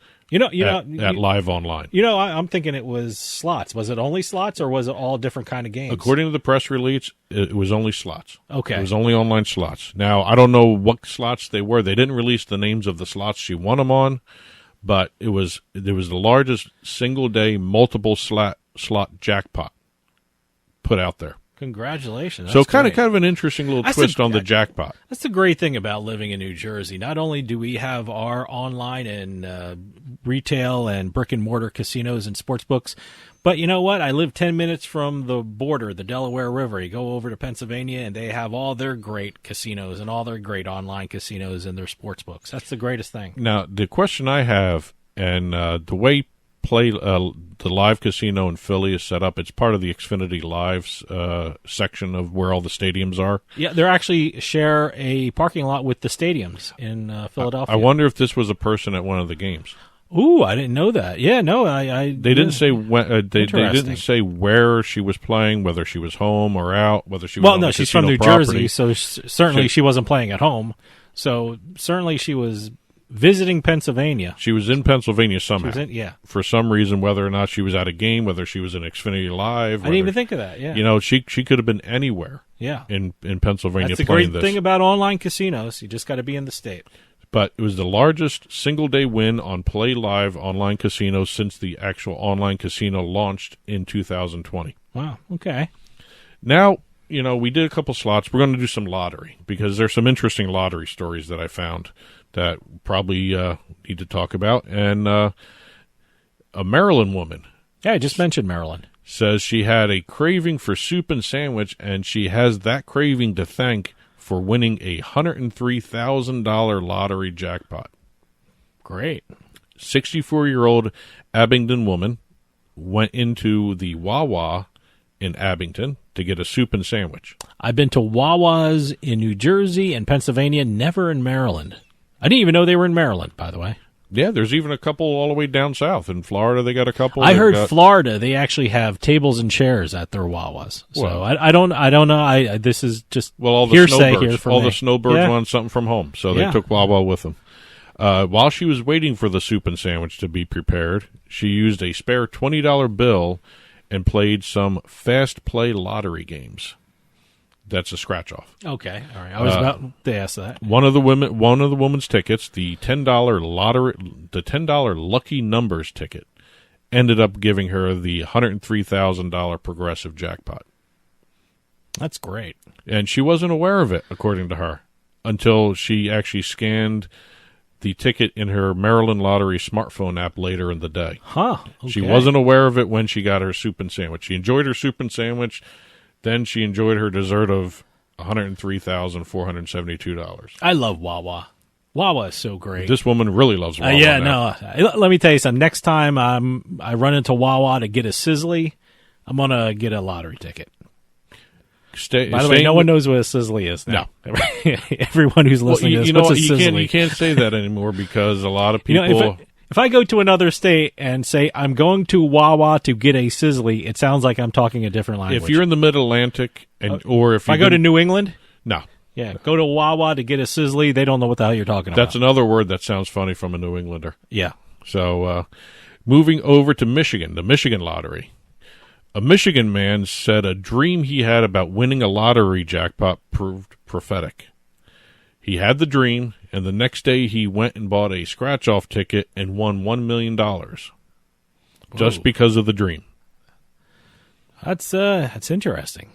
He bought the ticket from the Red Caboose wine shop in It's almost like spooky. Hamtramck. It's almost like, it's Halloween time. Might as well do something. Boy, it's He matched several numbers, and he thought he won about $100. Gave it to the cashier to check against the numbers. She had to do it a couple of times. From what I was reading in the story, she didn't believe the money was $1 million. She thought it was she was reading it wrong, or the reader was off too. But she ran it a couple times, and it was proved that the dream came true of $1 million win. I'm going to take some melatonin today and see if I can dream up some numbers. Last but not least, we have a Canadian lottery story. We've had a lot of Canadian lottery stories. There's a lot of money being won up there. Now with single event sports betting, there are going to be even a lot more stories coming out from winners. A man has benefited from a double dose of good luck after winning just over $16 million U.S. after stumbling upon a lottery ticket he completely forgot he purchased. He was actually going on a trip, and he came across a ticket that he purchased back in August. This is in October now. And he totally forgot he had the ticket, and when he went to check it, he found out that he won 20 million Canadian dollars, which equals 16 million US. Huh, okay. He had lost it, forgot about it. Oh, wow. Well, you know what? I can't say he lost it. He put it away for safekeeping. He put it in his wallet and tucked it away. Yeah. Maybe he changed wallets. I don't know. But he was actually getting ready for a trip, and he came across this ticket, and it ended up being a $16 million winner. Boy. I keep saying 16, 20 million Canadian, 16 million US. Okay. But don't lose your tickets. Don't store them in a safe place and forget where you store them. Look, this story is prompting me to look through my wallet just to make sure I don't or have old anything wallets in there. or my old old wallets. Yeah. Well, that's it for this week's Beatin the House. We always welcome press releases, news, whatever you have regarding casino wins, slot machine wins, online slot machine wins, betting, sports betting wins, Keno, bingo, whatever you want. info@turnpikesportsradio.com is our email address. Please keep those reports coming into us, and we'll keep doing this segment. NFL picks are coming up, so stick around. We'll be right back with more Turnpike Sports.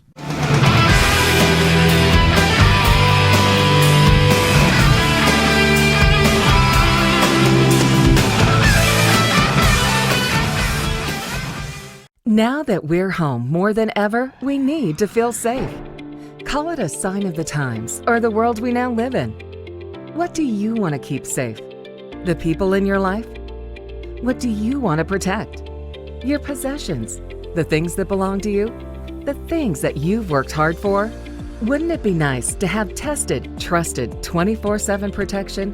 Peace of mind, real protection that's always there for you and your whole family?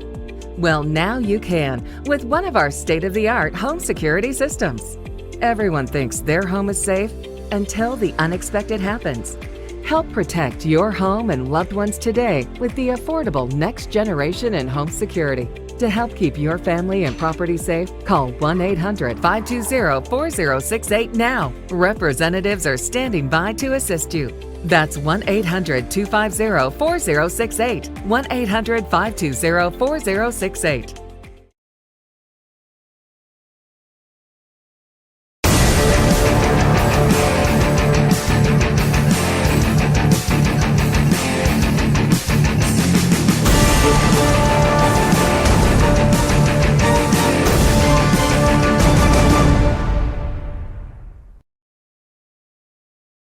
This week's Turnpike Sports Pro Pick segment is brought to you by BetMGM Online Sportsbook. Get ready to turn big plays into paydays. New customers, start with a risk-free bet up to $1,000. Simply sign up with promo code Turnpike, make a deposit, and place your first wager. If the bet loses, you'll receive the amount of your wager back in free bets. That's a risk-free bet up to $1,000 with your first deposit at BetMGM Online Sportsbook when using our code Turnpike when you register. Bet with confidence and go all in on all the action with the king of sportsbooks. BetMGM. Must be at least 21 years or old to place a bet. Terms and conditions apply. New customers only. Problem gambler. Call 1-800-GAMBLER.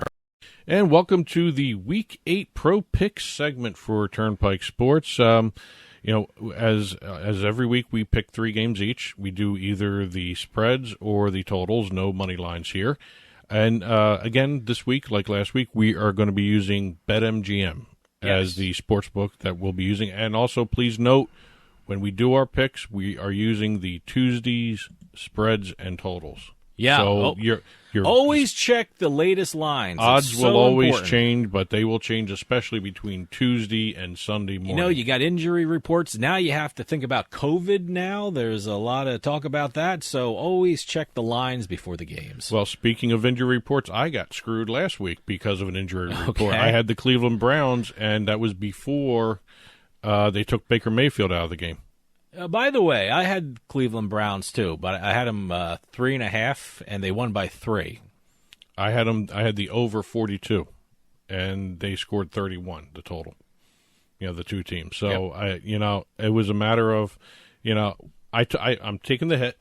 I'm not really complaining about it, but, I did terrible. I did 0-2-1. I got another push. This must be the year for pushes for me. I've never had pushes like I've had pushes this year. And then I took Atlanta, and they won by 2, and I took them 2.5. So, it was a fun weekend for me. Yeah. I went 0-3. I went 0-2-1. Let me tell you something. The last 2 weeks for Half me, points, by the way. I have gone 1-5 the last 2 weeks. Wow, you're in a slump. I'm in a bad slump. I'm basically trying to hand the season off to you. Yeah, but well, hey, right now, I'm not season picking it to up date, and taking it. So season to date, I'm 14-7. Still have the lead. You're 10-8-3. All right. Again, we're taking 3 games each. Spreads and totals only, no money lines. These will be up on the blog, turnpikesportsradio.com. Click on the blog button. You'll see these in print form, and feel free to comment on them or contact us with your own picks. Last week you went first, so I'm going to start off this week. My first game is an AFC East matchup.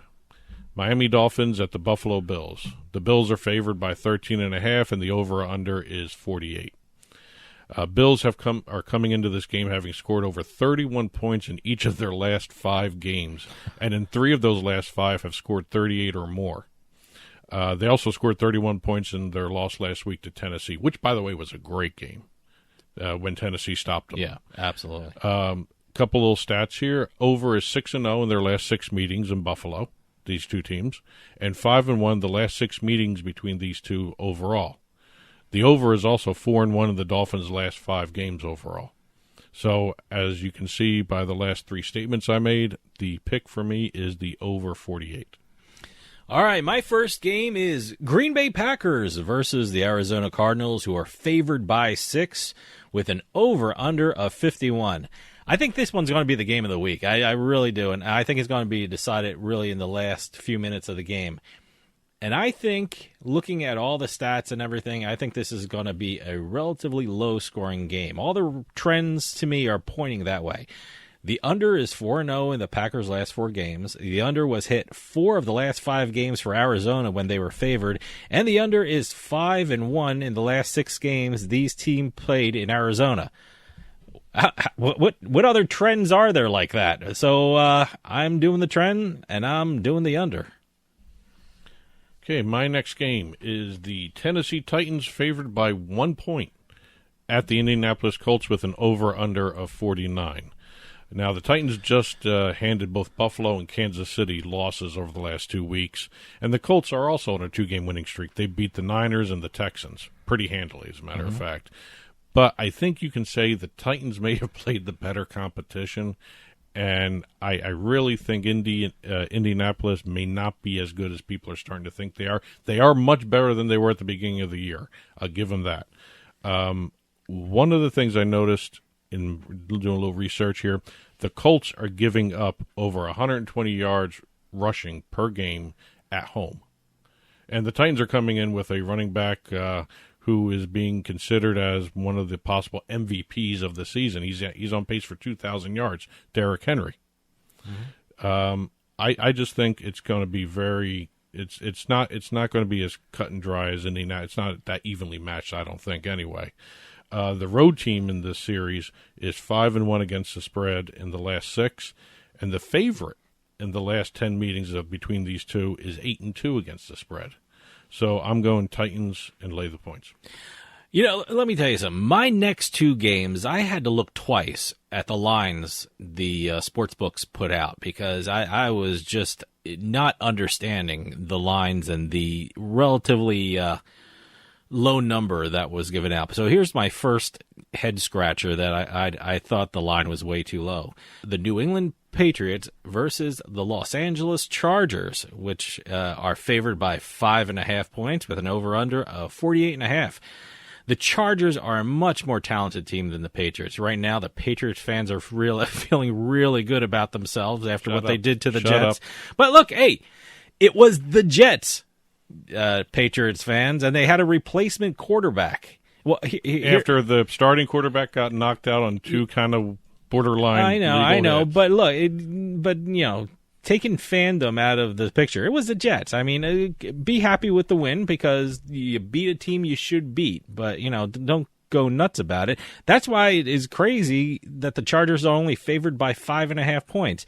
In their last 7 road games, the Patriots were 2-5 against the spread. And with a very average Patriots secondary, I think it's going to be difficult for them to slow down a very good Chargers offense. So I'm taking the Chargers and laying the points. I would too. I don't understand that spread. They should be favored by at least 7. My last game for the week. Washington football team at the Denver Broncos. Denver's favored by 3, and there's an over-under of 43.5. Washington has lost 3 straight games against some very high-powered offenses: Green Bay, Kansas City, New Orleans. The Broncos, at the beginning of the season, they looked like they were headed in the right direction. They were playing extremely well. They actually, at one point, they were undefeated. And then Bridgewater had the concussion happen, and they've been kind of going downhill lately. They've been playing inconsistent. They've lost their last 4 games, and in those 4 games, they're 0-4 against the spread. So while the Washington football team, I want to say that other name that they were, yeah. But while the Washington football team is 0-4 against the spread in their last 4 games as an underdog, they're 4-1 against the spread in their last 5 meetings against the Broncos. So I'm going with Washington, and they're the underdog, so +3. I was going to take that game, but I saw another game that had a weird spread, and I didn't think it was right, and so I just jumped on it. The Tampa Bay Buccaneers, who are only favored by 5 points, versus the New Orleans Saints with an over-under of 50.5. I mean, the Buccaneers are clicking on all cylinders right now, and I'm very surprised. Like I said, it's only 5 points. And I think the Bucs defense is going to be pestering Jameis Winston all day, and I think will lead to some turnovers. In their last 5 games against the NFC South, the Buccaneers are 4-1 against the spread. And I think the Buccaneers are going to win this one by at least a touchdown. So I'm taking the Tampa Bay Buccaneers and laying the points. Well, this is a spread that's going to change by game time. Yeah, well, I jumped on it. If you get it early, get it early. I jumped on it. So let's recap. I went with the over 48 in the Miami-Buffalo game. I went with the Titans favored by 1 over the Colts. And I went with the underdog Washington football team +3 against the Denver Broncos. All right, in the Green Bay Packers-Arizona Cardinals game, I'm taking the under 51 points, and I'm taking the Los Angeles Chargers and laying the 5.5 points against the New England Patriots. And I'm taking the Tampa Bay Buccaneers, and I'm laying the 5 points against the New Orleans Saints. The odd 5 points. That should be at least 7. I mean, it probably will be back game time. It's just weird. So, hey, when you see spreads like that, you got to jump on it. All right, these picks will be in written form on the blog, turnpikesportsradio.com. Click on the blog. You can always reach out to us as well with your own comments about these picks, info@turnpikesportsradio.com. Follow us on Twitter @Turnpike Sports and also @Turnpike Bets. Also, we're on Facebook @Turnpike Sports there as well, and Instagram @Turnpike Sports Radio. The book report is next, so stick around. We'll be right back with more Turnpike Sports.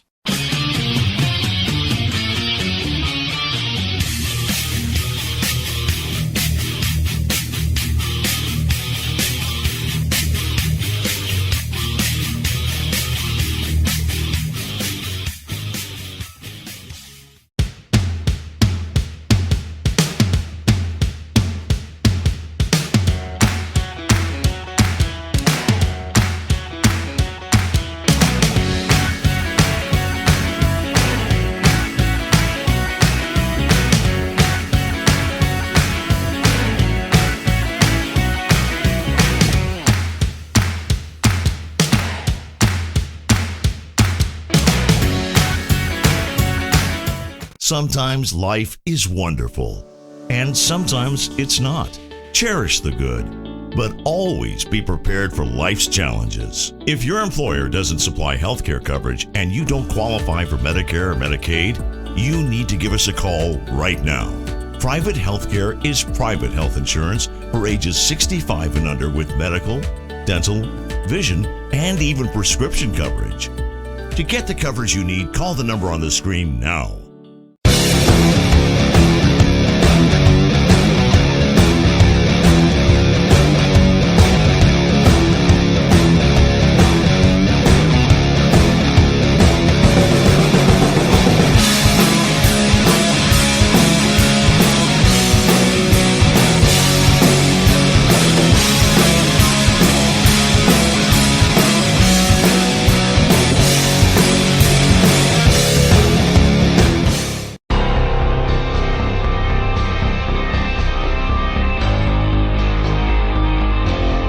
Turnpike Sports Book Report.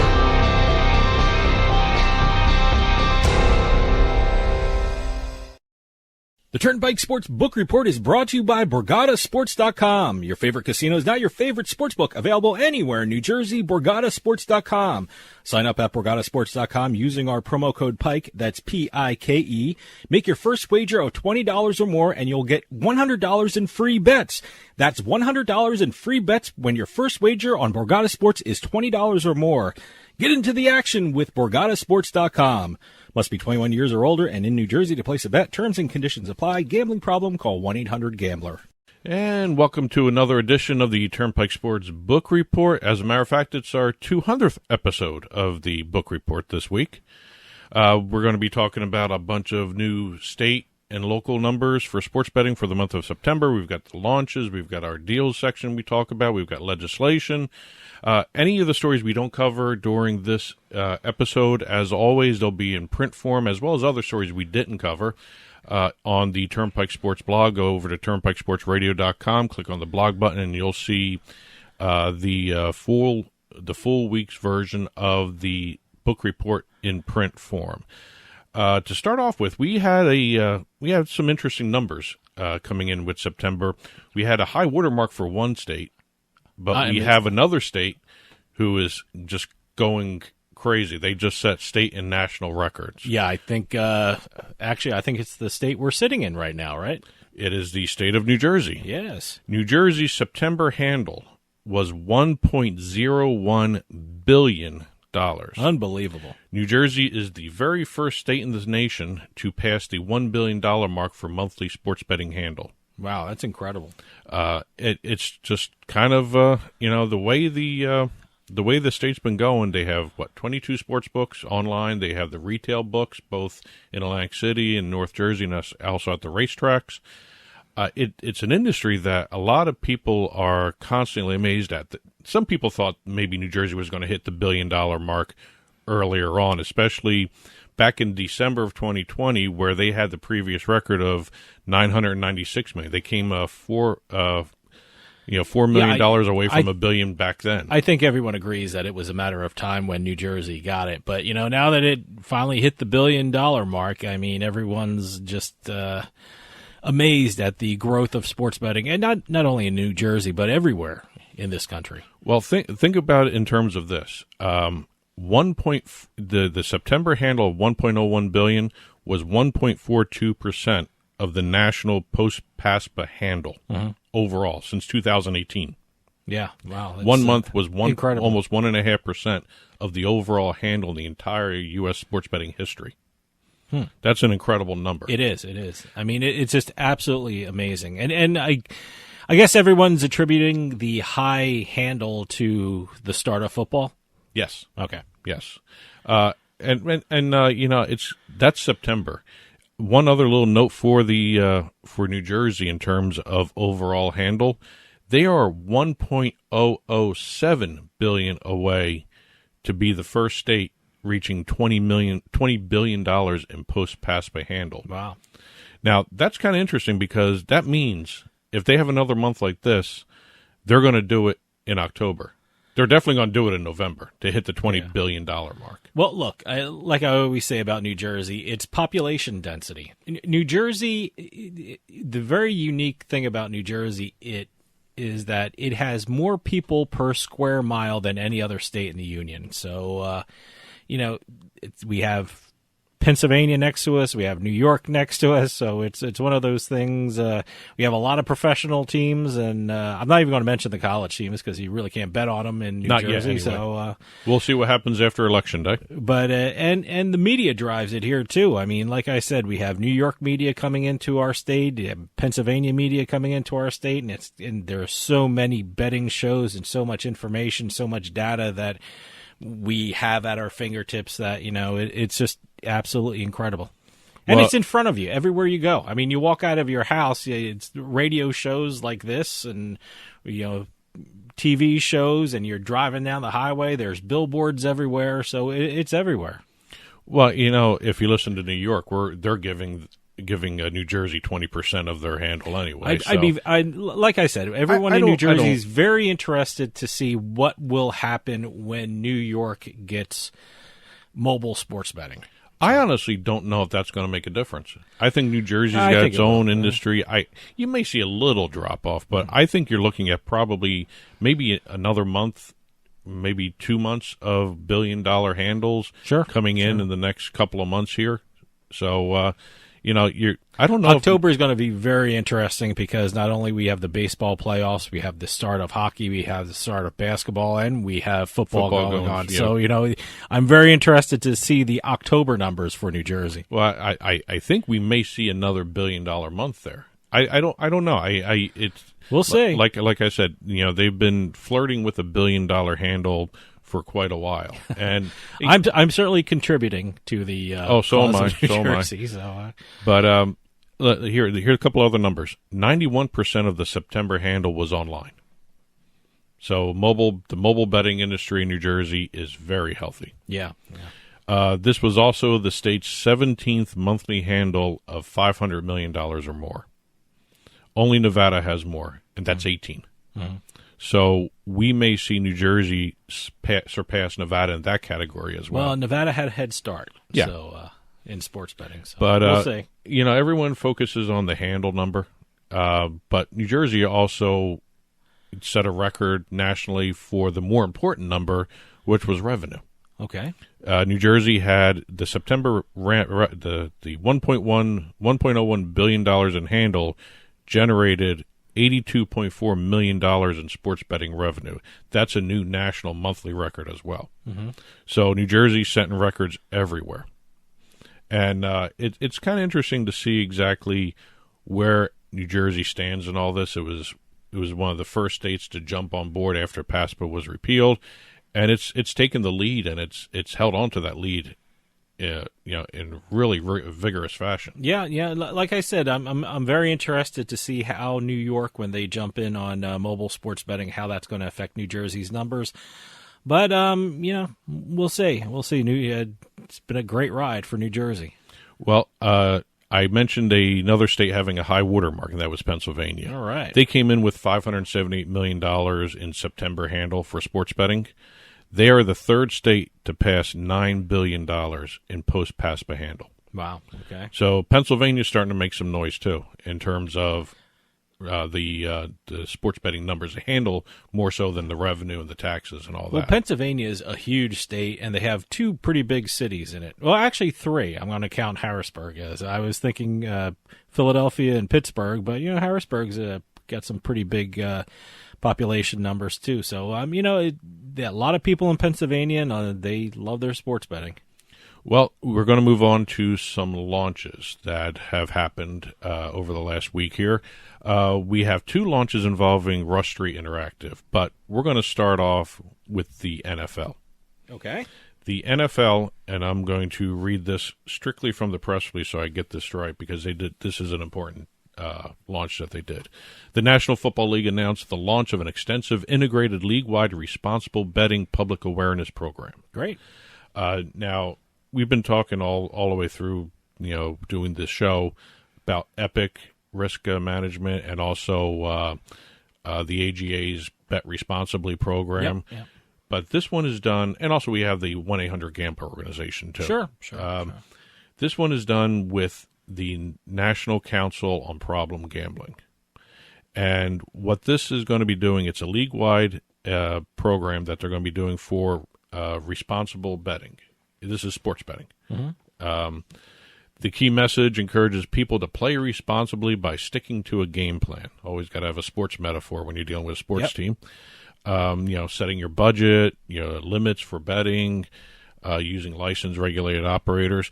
One aspect of this is very interesting. The money that the NFL has provided to the National Council on Problem Gambling is going to go to a grant program that the NCPG is going to be instituting on both a state and a national level to create more problem gambling awareness programs and treatment centers throughout the country.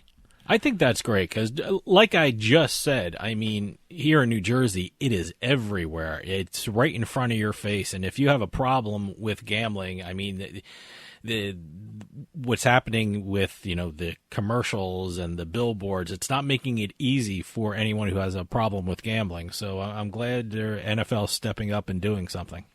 Well, again, this is the individual teams are starting to do their own deals with the different problem gambling awareness programs out there. It's great to see a league-wide effort going on here. Now, I just mentioned at the top of this segment that we had 2 launches involving Rush Street Interactive. One everyone is completely aware of. That's with the official launch of online sports betting in Connecticut. They had the soft launch on October 12th. The formal launch after the soft launch and testing stage was October 19th. And it involved DraftKings, FanDuel, and Rush Street Interactive, but it's under the Play Sugar House brand. Mm-hmm. So, and I remember, I keep asking the question. We talk about mobile betting in New York. I wonder if this will motivate them to move a little quicker because now they have New Jersey to the south, they have Connecticut to the north of them, and it's just as easy for New York bettors to drive over, take that 5-minute drive to Connecticut to do it like they take that 5-minute drive to New Jersey. So I wonder if this will motivate New York a little more. Well, funny you should mention New York. They just released the tax rate matrix, which probably complicates things more. Well, they by the time this airs, the deadline will have passed. The applicants had until October 25th to either adjust their bid according to the tax rate matrix, or just decline to do the tax rate matrix and withdraw their bid. Those tax rates are staggering. Well, for tax again, look, I mean, New York is going to make a lot of money, and even the sports books are going to make a lot of money, even with this tax rate, because it's New York and the population is huge there. But there's pretty big tax rate. Well, again, it's a matrix. It's not really a set tax matrix, a set tax rate. Everyone was looking at the ultimate high level mark of 64% tax rate. Yeah. But that's based upon certain aspects of how you figure out the tax rate. The matrix has the number of operators, the number of platforms, and you do a little formula to get to whatever the rate is. So it really doesn't necessarily mean it's going to be 64%. By the way, just saying that doesn't even make sense to me. There's a glitch in the matrix, huh? Okay. Yeah. All right. We'll see. We'll see what happens. That's been a joke that's being thrown around because it's just it's a complicated situation that was made unnecessarily more complicated by this matrix. Look, and I understand what New York wants to do. Let me tell you something. For sports betting companies, New York is such a huge prize. Oh my God! Regardless of what the tax rate is, these sports betting organizations are going to make a ton of money with New York because that we're talking about how New Jersey's doing. New York might be right there with them. New Jersey might even surpass New Jersey. Who knows? But it's such a prize for these online sportsbook companies that I'm sure they're willing to pay anything. Well, especially some of the new ones like Fanatics, who just launched an entire new division on gaming and betting. Yeah. And, New York is the crown jewel. Oh, yeah, absolutely. Until probably California comes into play. Look, New York is the media capital of the world. It's the business capital of the world, and it's going to make a play for being the sports betting capital of the world. Who knows? I still think when California comes into play, that's going to change an awful lot because there's 9 professional sports teams there. They're going to have a whole bunch of different plans out there that they're trying to do. They've got a couple initiatives going. I think New York better get their act together pretty quick because I think, like I said, once California comes into play, you may see that take over from New York. I don't know if anyone's going to catch New Jersey, to be honest with you. I don't know. Who knows? I don't see Nevada coming back out of this to take over from New Jersey. Pennsylvania, Florida maybe. I just don't see. Don't know. But anyway, going back to our launches, we went right off on a tangent on that one. But it was a good tangent because it was New York State. The other launch involving Rush Street was the launch of the social gaming platform Casino for Fun in Ontario. Casino for fun, huh? It's a free-to-play online casino and sportsbook. Okay, it's social, huh? Yeah, all mobile devices, tablets, desktop, laptop computers. And this is, I saw this in the press release, and I don't know if this is the right way to phrase the description of the people that live in Ontario. Ontarians? Ontarians. I don't know. But it sounds like some alien, Ontarians. I saw Anchorman the other day. San Diegoans. Well, anyway, casino for fun. It's age 19 and older, betrivers.net. Okay. It's not betrivers.com like it is for the sports books in the United States. Betrivers.net. So when BetRivers actually does get a license in Ontario, they'll probably just flip that to betrivers.com too. Okay. So we have those two launches. We talked earlier in the Turnpike Sports main program about Princess Cruises launching the Ocean Sportsbook. Yes. Which is kind of interesting. I still find that very interesting to see a mobile sportsbook on a cruise ship, because you go out 7 miles international waters. I don't know. We should find that out to see how far out you have to be to start gambling. Well, a couple other launches. We have the Caesars app, and this was late Friday that they announced it. This is Louisiana, right? Louisiana. All right. They launched the app. It's live and running up in Louisiana right now. The press release also mentioned 3 retail locations coming. Okay. The retail sports books for Caesar Sports are planned at Harrah's, New Orleans, and the Horseshoe, Bossier City. Those two are actually pending regulatory approval, whenever that is. That's a great casino. Harrah's, New Orleans. We were there, right? Yes. Okay. Those two are going to be launching this year once they get approval. There's another one, the Harrah's Lake Charles property. They're going to be rebranding that to, I think it's a Caesars Lake Charles, and it's going to have a Caesar Sportsbook. That's going to be next year in 2022 sometime. And it's also going to have a WSOP branded poker room, too. Great. So, a little poker there. Kind of a fun launch here. We have PointsBet opening up the PointsBet Sports Bar and Restaurant in Detroit, Michigan. I asked you about this because in New Jersey we went to, what's that golf thing? Topgolf. We went to a Topgolf. Yeah, Topgolf, with which a PointsBet bar. Which has the PointsBet bar. This is on the outside. There's no other restaurant this name. Is it's just PointsBet bar. PointsBet bar. Okay. Yes. Right. It has their branding on the outside, their big letters, everything. They had a ribbon cutting ceremony. It's located on the south side of the Little Caesars Arena. It's a 7,200 square foot bar. It's going to have TVs all around it with PointsBet odds and stats integrated into the broadcast there. Obviously, yeah. I mean, I can't see them having some other sportsbook doing it, but they're also going to have betting themed or points betting themed menu entrees, like the Parlay Burger. Parlay Burger. I'm guessing it's different meat or the same different levels of meat or something like that. I would think. See, I was thinking like 3 beef patties or something like that. I was thinking a plain burger to start with. Then one topping is a 2-leg parlay. Oh, 2 toppings is a 3-leg parlay. That's what I was thinking. I'm assuming they might be online, so let me check it out. Yeah, the menu's going to be there. So okay. Moving over to some deals. Oh wait, one other thing before we get into it, and not too much depth into this conversation because we still don't know exactly how it's going to go, but FanDuel founder Nigel Eccles, the former founder of FanDuel, Nigel Eccles, announced that his next project called BetDex would be and this is his quote, decentralized sports betting exchange that would bring crypto to sports betting and revolutionize the industry for consumers. I think crypto. That's great media speak. Let me tell you something. Crypto is the next big thing to hit sports betting. I mean, and certainly it's very interesting to see sports betting exchanges start to come into the public discussion about sports betting. So it's an interesting thing.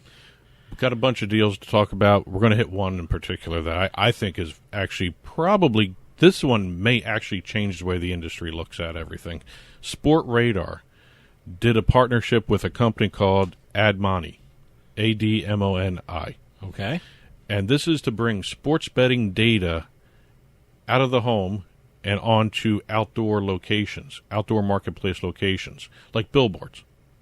Oh, okay. All right. And I saw some of the conceptualizations how of about this. like malls and stuff like that? Well, any place you see like a billboard, outdoor advertising, you're actually going to see Sport Radar's data up there in terms of a line. You can see a line. You got to watch that driving down, the Garden State Parkway or the Turnpike or stuff like that. You don't want people reading the lines off of the billboards. Well, that's what they're planning on doing. That kind of stuff. Should be interesting. It's probably going to introduce a whole new level of responsible gaming issues too. There's going to be driving accidents possibly. Well, I don't know that, but I don't know. But you got to be careful. You certainly don't want to look at your phone for the lines, and I don't know how detailed you can get on a billboard. And let me tell you, I would think stores or malls and things like that would be great. They had a conceptualization drawing, one on a billboard, okay, one on the like in Times Square. Okay, yeah, I can see that. Yeah, one of those things. Yeah, it filled the entire screen, and it was a game line. No, that's great. That's that kind of stuff, it's going to be one of those things. You're betting on your phone. So if you're out shopping at the supermarket or at the mall or just running around in stores and things like that, to have a line flash by you, it was great. Yeah. It's like I said, you can bet anywhere. That may actually change the way you see some of these things more so than the billboards of the regular sports books out there. Or, all these commercials that we're seeing for everything, or even when the pop-ups when you go to news sites. It'd be great, the lines at toll booths. You're slowing down anyway. No, you're slowing down anyway. You have your Easy Pass there. You're slowing down. You have these things going across. I was, oh, my God. Okay, so basically, I can see the lines right there. So would you want to hook your Easy Pass into signing up for a sports book? Yeah, right. Yeah. You're hooking it into your bank account anyway, or a credit card. Might as well, I'm just take saying, the next step. I'm just saying, if you want to read lines and you're going at a slow pace on the highway, you're slowing down anyway for the toll, and you might as well get the lines while you're slowing down. Last one for the day, because we're running short on time. Fubo Gaming announced a deal to become an authorized gaming operator of NASCAR. It's Fubo's first partnership in motorsports, and its third professional sports deal following Jets and Cavaliers deals. You're going to see Fubo at branding at track sites through the NASCAR app, and also Fubo's going to have NASCAR logos and IP on their side too when they launch their sports betting stuff. Great. A whole bunch of other deals. Bet365, we have Betway, Chalkline Sports. They're all going to be on the written version of the Turnpike Sports Book Report. Go to turnpikesportsradio.com and click on the blog to see this week's full report in print version on our blog. That'll do for us this week. We'll see you next time on the Turnpike.